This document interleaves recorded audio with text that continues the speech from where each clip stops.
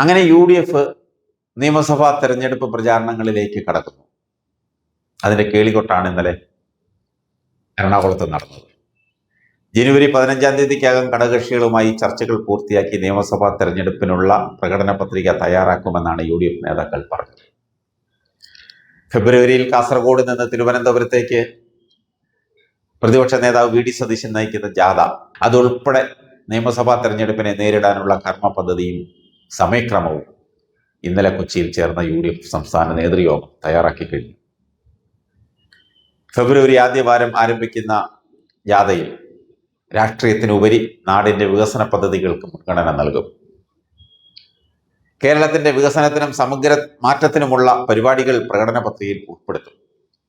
എല്ലാ മേഖലയിലും ഗവേഷണ തുല്യമായ പഠനങ്ങളാണ് UDF നടത്തുന്നത്. പതിവ് പ്രകടന പത്രികകളിൽ നിന്ന് വ്യത്യസ്തമായ പ്രഖ്യാപനങ്ങൾ ഉണ്ടാകുമെന്ന് പ്രതിപക്ഷ നേതാവ് VD Satheesan, UDF convener Adoor Prakash, UDF secretary CP John എന്നിവർ പറഞ്ഞു. വോട്ടർ പട്ടികയിൽ പേര് ചേർക്കൽ ഉൾപ്പെടെ സംഘടനാ കാര്യങ്ങൾ കോൺഗ്രസും ഘടകകക്ഷികളും ഒന്നിച്ചു ചെയ്യും. തോൽവിയിൽ പാഠം പഠിക്കാതെ അസഹിഷ്ണുതയോടെയാണ് CPM പെരുമാറുന്നതെന്നാണ് പ്രതിപക്ഷ നേതാവ് VD സതീശൻ യോഗം കഴിഞ്ഞതിന് ശേഷം പറഞ്ഞത്. അക്രമം അഴിച്ചുവിടുന്ന CPM-നോട് ആയുധം താഴെ വയ്ക്കാൻ ആഭ്യന്തര വകുപ്പിന്റെ ചുമതല വഹിക്കുന്ന മുഖ്യമന്ത്രി തന്നെ ഉപദേശിക്കണം. സർക്കാർ അവസാന കാലത്ത് ജനങ്ങളെ കബളിപ്പിക്കാനുള്ള പദ്ധതികളുമായി മുന്നോട്ട് വരും. സഹകരണ സംഘങ്ങളിൽ നിന്ന് 10,000 കോടി രൂപയുടെ വായ്പ എടുക്കാനാണ് സർക്കാർ ശ്രമിക്കുന്നത്. 10,000 കോടി രൂപ പിടിച്ചെടുക്കാനുള്ള സർക്കാരിന്റെ നീക്കം അത് സംഘങ്ങളെ തകർക്കുകയും കേരളത്തിന്റെ സമ്പദ് വ്യവസ്ഥയെ സാരമായി ബാധിക്കുകയും ചെയ്യും. തദ്ദേശ സ്ഥാപനങ്ങളിൽ ഭരണം പിടിക്കാൻ CPM-ഉമായോ BJP-യുമായോ ഒരു ഉടമ്പടിയും ധാരണയും പാടില്ലെന്ന കർശന നിർദ്ദേശം കീഴ്ഘടകങ്ങൾക്ക് നൽകാനും UDF നേതൃയോഗം തീരുമാനിച്ചു.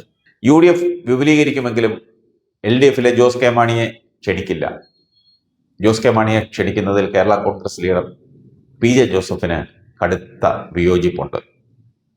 അദ്ദേഹം അത് അറിയിക്കുകയും ചെയ്തു. അതേസമയം RJDയെ പ്രതീക്ഷിക്കുന്നു.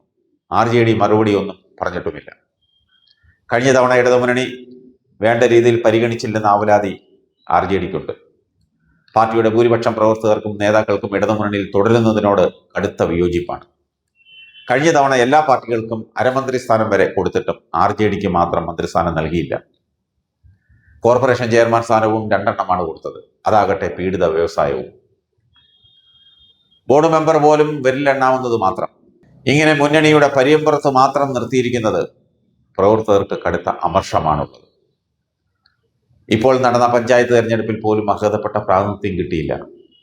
അതുകൊണ്ട് തന്നെ ഇടതുമുന്നണിയിൽ തുടരുന്ന കാര്യം ചിന്തിക്കണമെന്നാണ് പ്രവർത്തകരുടെ അഭിപ്രായം.